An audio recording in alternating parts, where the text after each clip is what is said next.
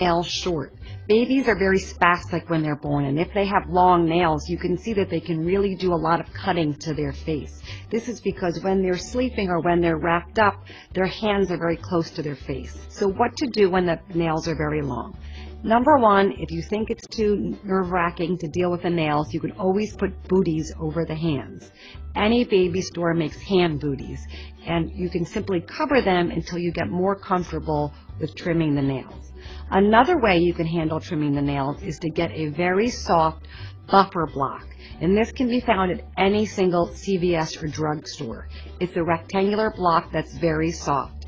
It's very, very important when dealing with babies' nails that you find the finest coarseness to either an emery board or a buffing block that you can, because these nails are so delicate, they would not react to a traditional adult's buffing block.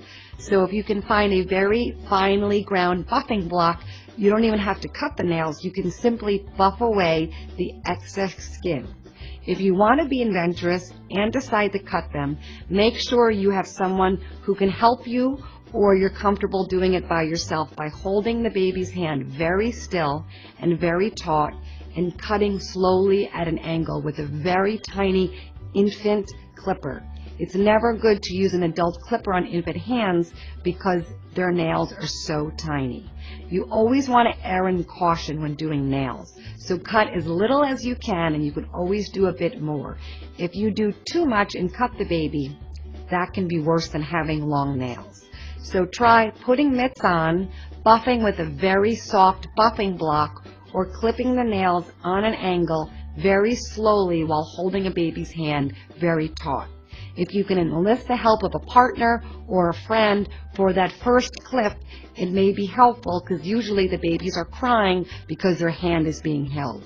They're not crying because they're in pain, they're just crying because someone's holding their hand down. So take your time, take your breath, and try to do your best to remove the excess nail from